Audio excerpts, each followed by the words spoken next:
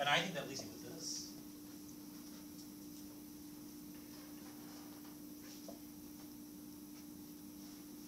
And I think that leaves you with this. You guys use your math D skills. Root 5 times cosine of theta. Say it again, math D. Well, if we're taking the square root of cosine squared of theta, why don't we just do cosine of theta? Because I think there's trouble. I think I get this. And you guys, I gotta stop. This technique really doesn't work if that's the case. So we just take a break. If I commit to the substitution, isn't theta the inverse sine of something? Everybody, look up here. Doesn't that mean theta is the inverse sine of x over root 5? Yes. Mm-hmm. But the inverse sine is an angle between what and what? Between negative pi over 2 to pi over 2. So I'm in the fourth or first quadrant. And if I got an angle between negative pi's and positive pi halves, I'm living in the fourth or first quadrant. What the heck is a cosine of any angle in the fourth or first quadrant? Positive. I think it makes it legal for me to suppress these absolute value bars. Thank goodness. Otherwise, I've got real issues. So I'm trying to shake you up, implying that with this particular trig sub, I don't need to worry about the absolute values. There'd be a situation where you do? Oh no. I promise you in every one of the 3 types I'm going to show you, it works every time. Okay. So you guys ready? Can I come back? With this particular trig sub, I think another name for my entire denominator is just root 5 times, well in this case, the cosine of theta, because of the work I just committed to. Can I put in the rest? I think s cubed is this.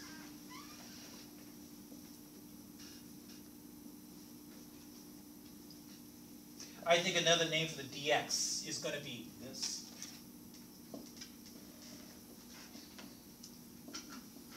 Well, at least with my first integral.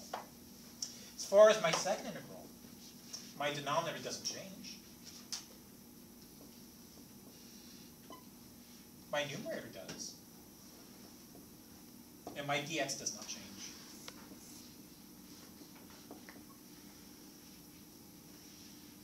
Well, let's see if I can't simplify this kind of quite nicely just to make my life a little easier. Cosines cancel. Root 5's cancel.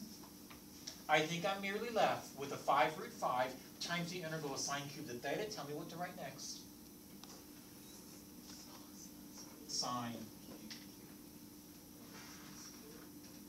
Sine squared of theta Squared of times theta. sine of theta. Sine theta with respect to theta. Over here, has a plus sign, not equals. Over here, ooh, lots of cancellation.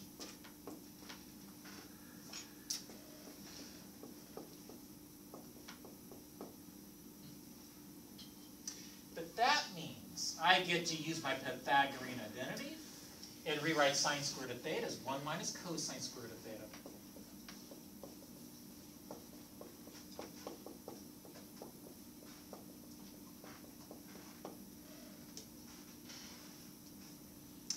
Well, you guys, I'm hearing my voice again too much. What the heck can you say about the evaluation of the first interval? What should I do? What should I commit to? Just u sub. I would. Yeah. In committing to u sub, if you and I allow u to be equal to, I forget, is that Cosine of theta. cosine of theta? Then that means du is going to be negative sine of theta d theta. Let's commit to it. And I think that first integral becomes a 5 root 5 times the integral of a 1 minus u squared times, is that a negative Yep. du? I'll cheat, pull it out.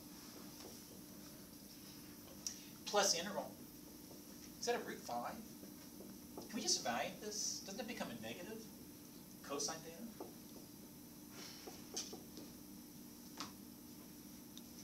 Teresa, just to go back. Sure. On the second integral, why, if it's just 1 over root 5 minus x, why, I just gotta why stop. is the numerator root I 5? gotta stop talking today.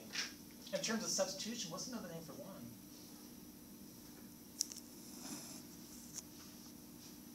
Rez is saying, there is no x. I read that as an x in my head. Oh, I am so sorry. I really messed that up.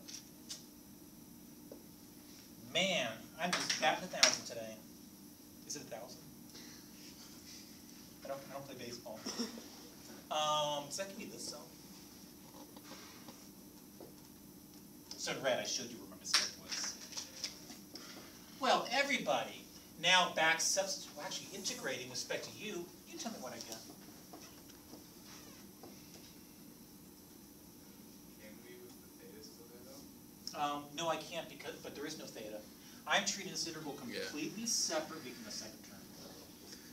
U minus 1 over 3u to the third. Nice. Minus my root 5 theta plus c. You guys, this isn't going to work. I got to back substitute. So back substituting. I'll replace my u with the appropriate theta expression, which is just this.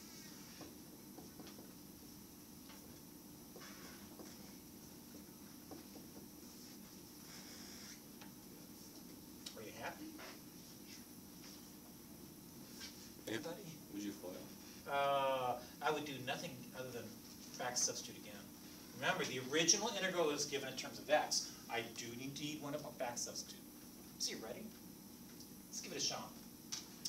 I think according to this assignment for x, I think what that really means is that I've got an angle theta whose sine really is the ratio of x to root 5. But if my sine is a ratio of x to root 5, that means the ratio of opposite hypotenuse is this to this. By using my Pythagorean theorem, doesn't it mean the length of the other leg is this? Oh, by the way, if the expression involving the other leg doesn't look exactly like the radical I had in the original integram, I know I've made a mistake somewhere along the way. If it doesn't, Correct. Oh. It should look just like what you have in the integrand's position. every time. Well, I guess that means we get to go back and make substitution. I guess this gives me negative 5 root 5 times the cosine of theta. You guys, that's a piece of cake. It's just this. Minus 1/3 times it.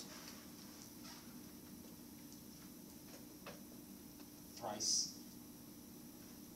Minus root 5 times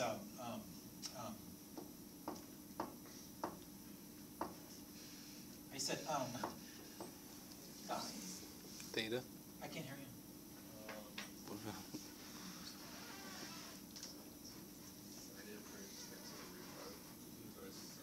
Inverse sine of x. Are we there? You guys, I'm running out of time. Do you mind if I don't finish that? Well, where did that root 5 go then? Which root 5? Did I Because lose something? you said your theta is equal to inverse sine of x. Did I? Shoot. Restate it for me. It's the inverse sine of David. It's the inverse sine of X over root 5. I didn't mean that. Yeah, I was Okay. just going too fast. In my head, I was just looking at x. Do you think this needs to be cleaned up at all? There's no root You 5 shouldn't. in front of it either. Because you have 1 over and everything else cancels. You're going to go 1. Wait. You mean this root 5 right here? Yeah. It's where you cross the sign. Yeah, you guys, remember I processed all this garbage out? I got rid of the signs. That means I get rid of one of the root 5s as well. Jeepers. Well, that wasn't very smooth, was it? I apologize. Should you be leaving radicals in the denominator? Yeah, no, you guys, I really want to clean this up. And I'm already failing, beating the clock. It's like I wanted to get a couple more examples in and not finish, but since I'm already blowing it, can I just clean this mess up? Now, I think to clean this mess up, first things first, I got this thing on the outside, times, I'm not changing this yet.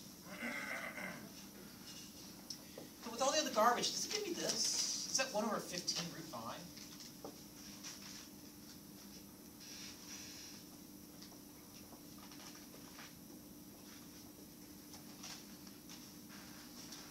You guys, so far so good with my algebra. Next, I've got my lingering negative 5 root 5 on the outside, but I'm going to pull out this fraction, which in this case would be a 15 over root 5. It got absorbed here. I thought of this root 5 as 5 times root 5, and 5 times 3 was my 15.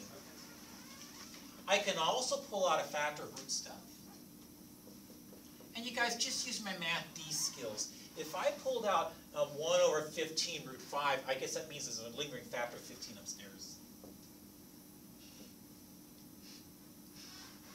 Now, I did pull out this entire fraction. I pulled out the radical. I think here's what's left over.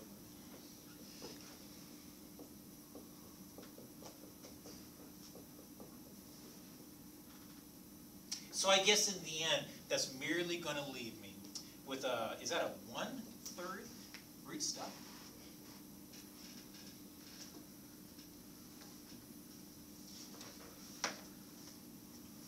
And inside my parentheses, does that look like, is that a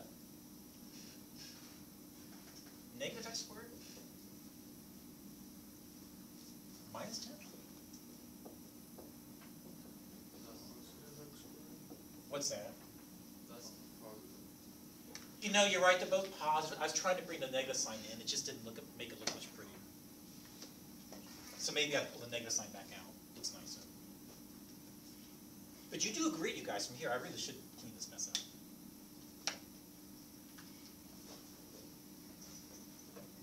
You guys, I didn't nearly get through the examples I want to get through. Can I leave this for you? I promise, when you come to class tomorrow, I will start off with this. But I need you guys, before I do anything further, to come in and identify what the heck this thing is right here. Oh shoot, I can't. You've already done this, haven't you?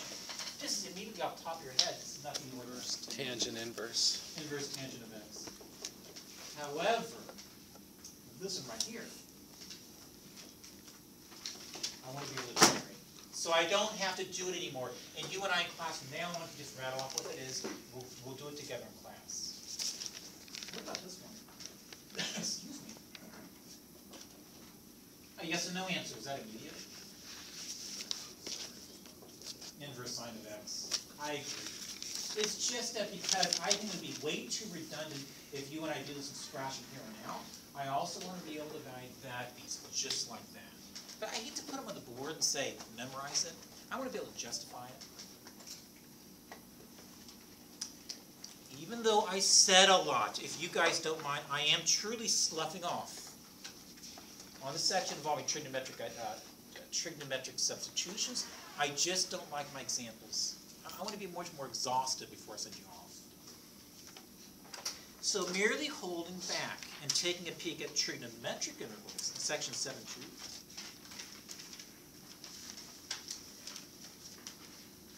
I want you to take a peek at the following.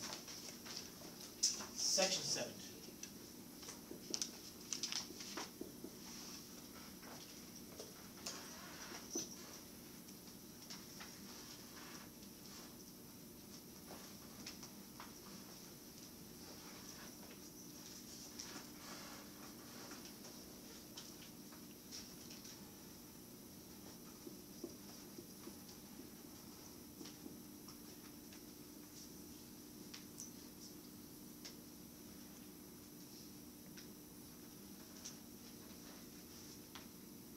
Okay, that's good enough.